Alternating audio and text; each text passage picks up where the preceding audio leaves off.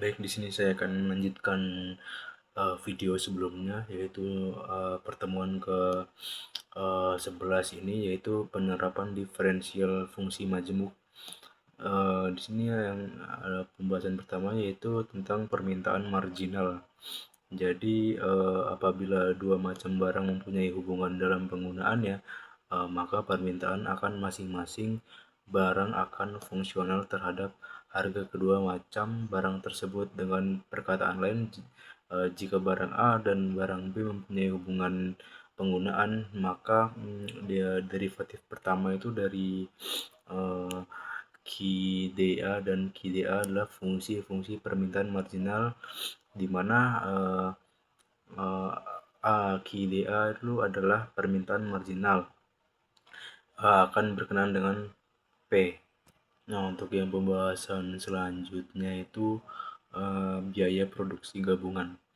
Jadi apabila sebuah perubahan menghasilkan dua macam output, dan biaya yang dikeluarkannya untuk memproduksi kedua macam produk itu merupakan biaya produksi gabungan uh, atau joint production cost, maka perhitungan keuntungan maksimum yang diperolehnya dapat diselesaikan dengan pendekatan diferensial parsial.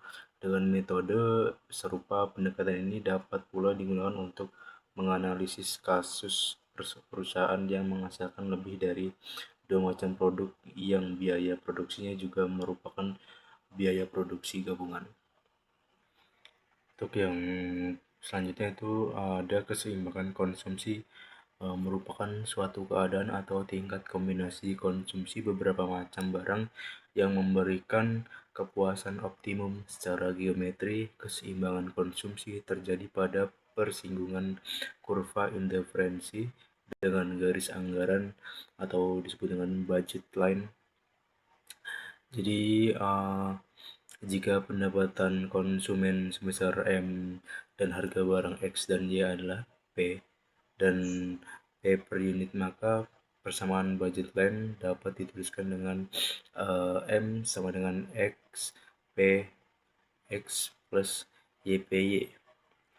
Untuk yang keseimbangan produksi itu merupakan suatu keadaan atau tingkat kombinasi faktor-faktor produksi secara optimum, yakni tingkat pencapaian produksi dengan kombinasi biaya terendah atau least cost combination. Secara geometri, keseimbangan produksi terjadi pada persinggungan garis biaya yang sama atau isokos dengan kurva produksi yang sama, isoquen. Jadi isokos itu mencerminkan kemampuan produsen membeli berbagai macam masukan faktor-faktor produksi berkenaan dengan harganya masing-masing dan jumlah dana yang dimiliki. Kayak jika pendapatan produsen sebesar M dan harga barang X dan Y adalah P dan PY per unit, maka persamaan budget line dapat dituliskan dengan M sama dengan KPX plus IPY. Untuk yang pertemuan ke-12 ini tentang konsep integral.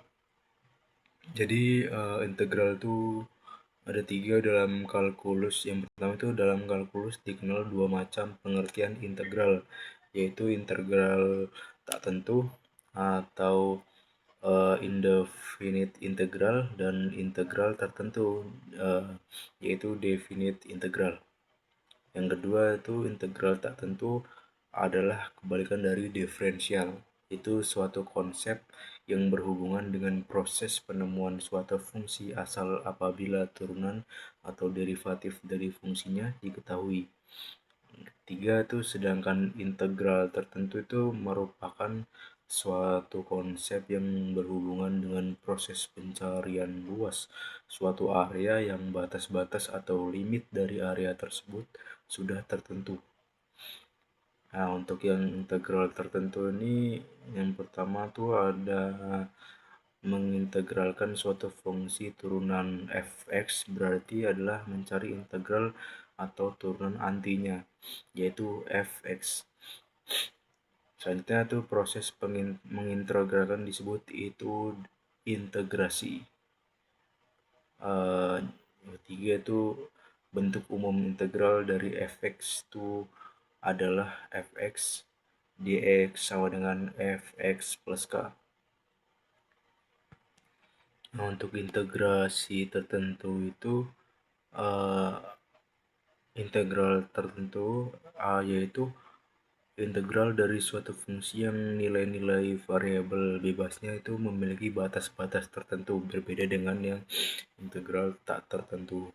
Jadi integral tertentu itu digunakan untuk menghitung luas area yang terletak di antara kurva y sama dengan fx dan sumbu horizontal min x dalam suatu rentangan wilayah yang dibatasi oleh x sama dengan a dan x sama dengan b.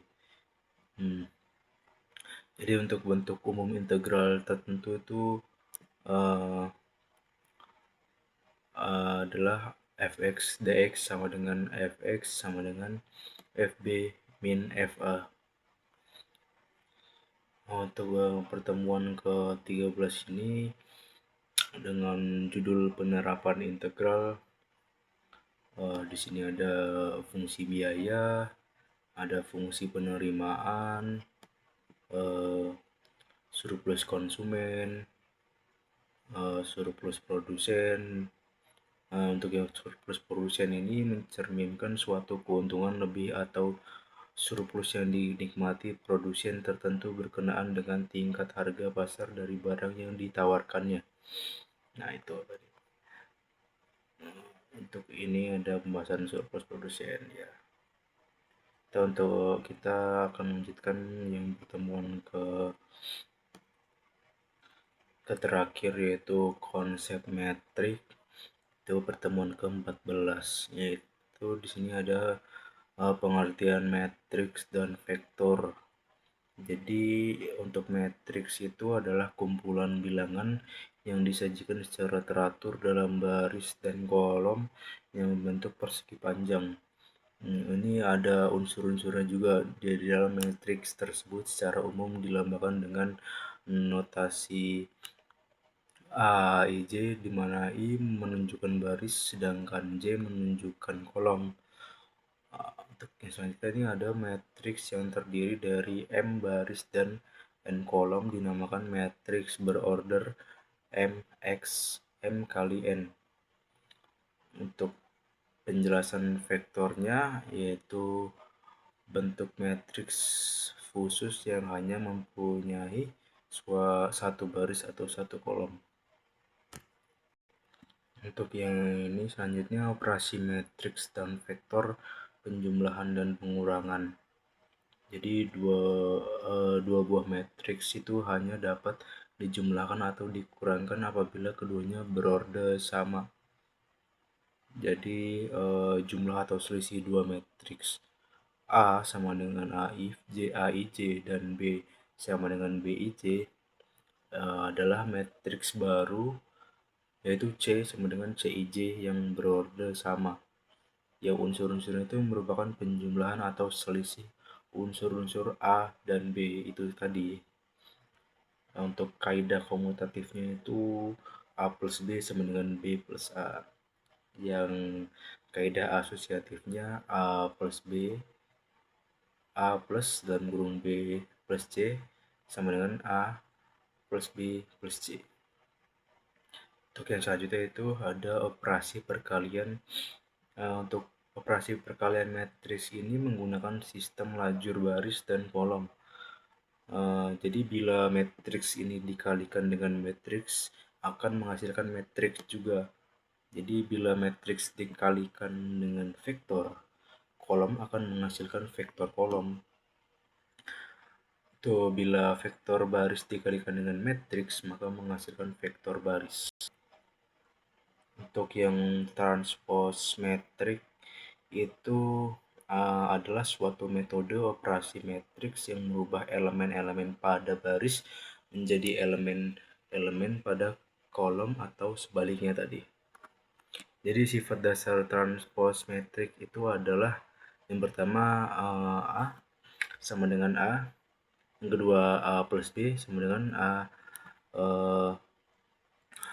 pangkat 1 plus B pangkat 1, yang ketiga AB pangkat 1 sama dengan A1 A pangkat 1 B pangkat 1. Selanjutnya itu ada determinan matriks. Jadi mencari nilai determinan suatu matriks itu ada beberapa cara, tadi ada dua juga. Jadi yang pertama tuh metode perkalian silang sama metode faktorisasi. Untuk sifat dasar metode determinan ini ada dua. Yang pertama, pertukaran baris dengan kolom tidak akan merubah nilai determinan.